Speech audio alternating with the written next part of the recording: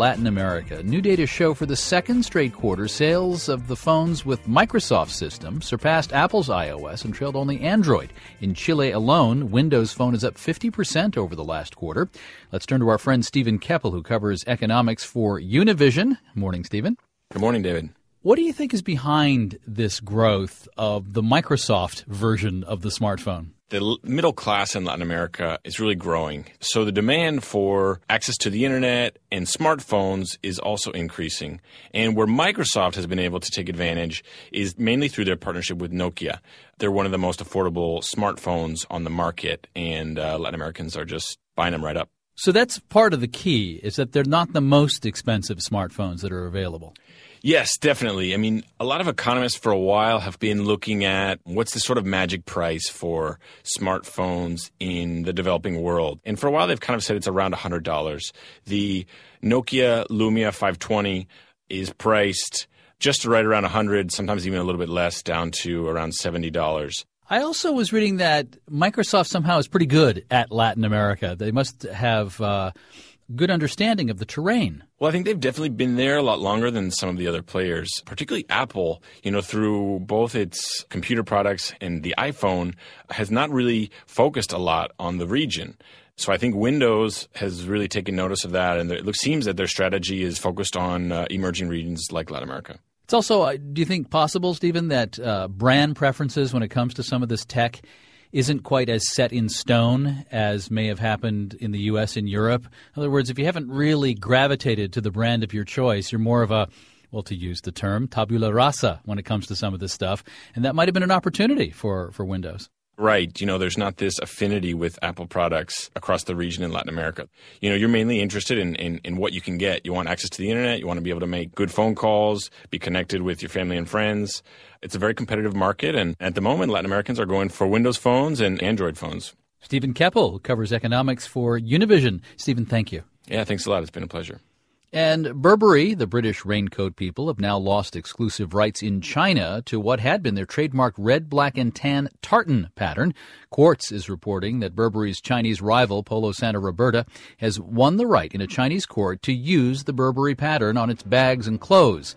The Chinese company apparently was fighting this one for the Scots. At a news conference after the decision, its lawyer scolded Burberry for monopolizing Scotland's cultural heritage. In Washington today, I'm David Brancaccio with the Marketplace Morning Report. From 8 p.m., American Public Media.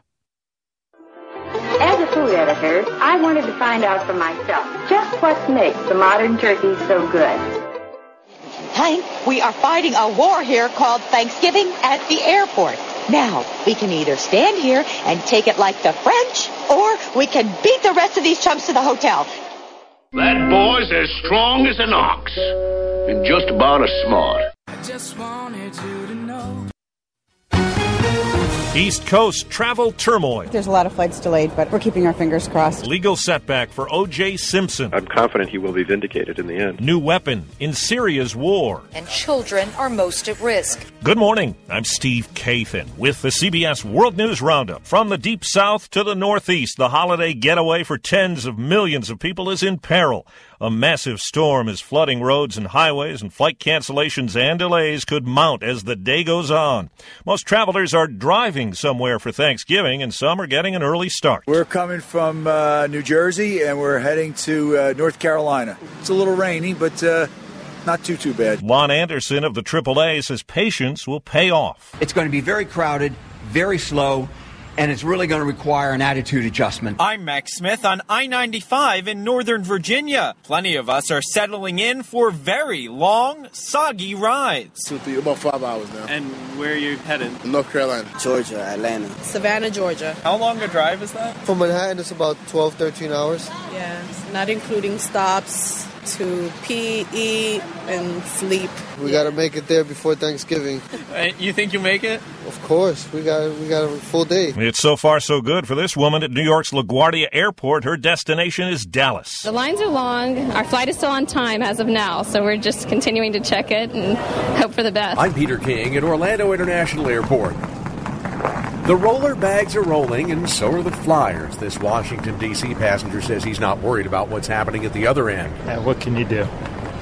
You get upset about being on an airplane or being delayed. It drives you crazy. So you sit, read, just get there when you get there. Most outgoing flights have been on time here. Incoming, that's another story with delays from almost every destination to the north. In some places, from the Appalachians to northern New England, ice and snow will make Thanksgiving seem more like Christmas. And the storm system is packing strong winds. CBS's Don Dahler in New York says that threatens to ground the big balloons at the Macy's parade. The National Weather Service says New York could see winds of up to 37 miles per hour on Thursday.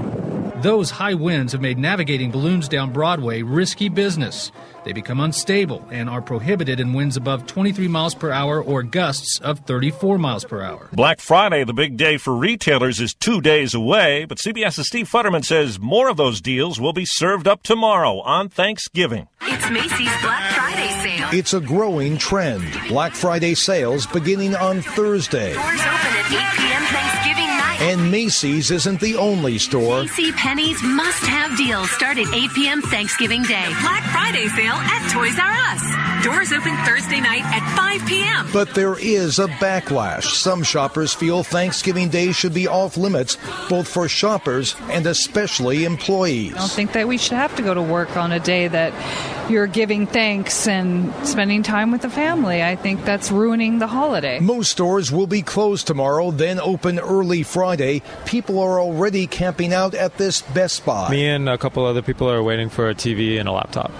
And what price do you think you're going to get? It's going to be $4.99 plus tax. Steve Futterman, CBS News, Los Angeles. In Las Vegas, a judge has rejected O.J. Simpson's bid for a new trial. Ozzie Fumo, one of his attorneys, argued his original lawyers botched the robbery and kidnapping case 5 years ago. He was, obviously disappointed and, again, disagree, but we've not given up this fight, and neither is he. He's ready for the next step and knows that, when it gets to the right court, they'll give him the relief he deserves. The decision will be appealed to Nevada's Supreme Court. Simpson still has 4 years to serve behind bars. Police in Tucson say a home was a prison for three sisters, ages 12, 13, and 17. They say they were fed very little and hadn't bathed in 6 months. They were found yesterday. Their mother and stepfather are facing charges. In Ohio, parents are facing charges after leaving their adopted 9-year-old boy at a child welfare office. They say he'd been displaying aggressive behavior.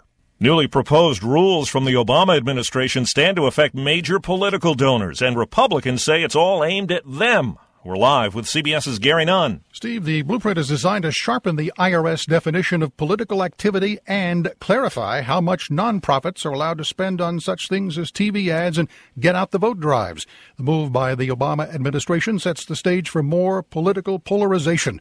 Some Republicans are calling the plan an assault on free speech and a ploy to short-circuit investigations into the IRS's handling of applications from Tea Party groups. Overseas now, CBS's Clarissa Ward tells us Syria's regime appears to have deployed a new weapon in its civil war: starvation.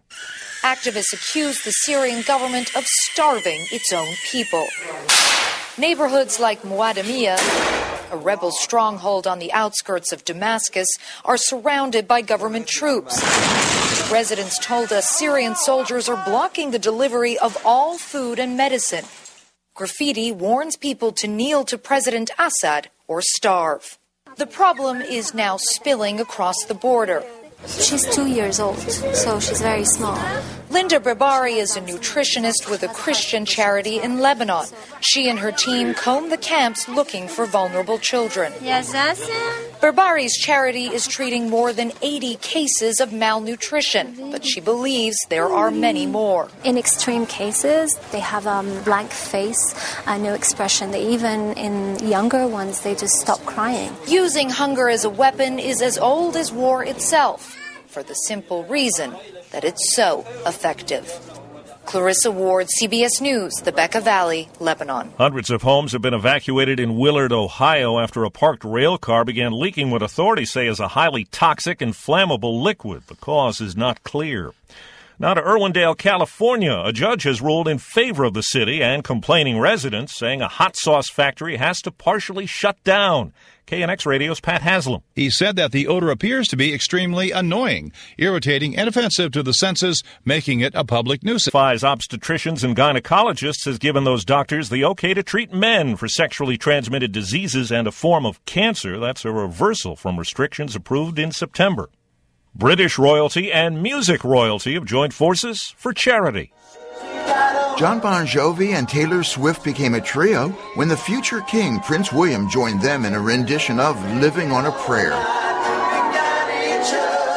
It was an event to raise money for Centerpoint, a homeless charity backed by the late Princess Diana. As a child, William accompanied his mother to the hostels, where the homeless are often just living on a prayer. Larry Miller, CBS News, London.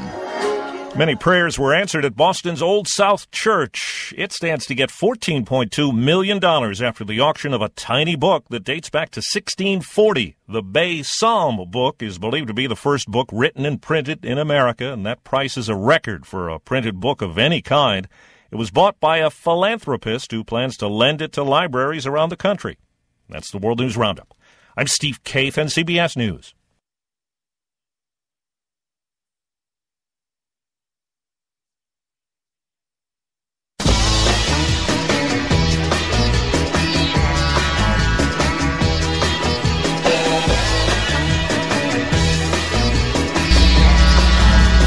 Welcome back to Studio 27 on this Wednesday morning. Thanksgiving special of First Cup. Yours truly, Joe Hafner, here at the controls. And getting ready for some Thanksgiving pre-holiday festivities.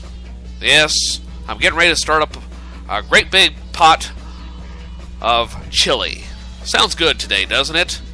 Of course, just what I need. More gas for the turkey.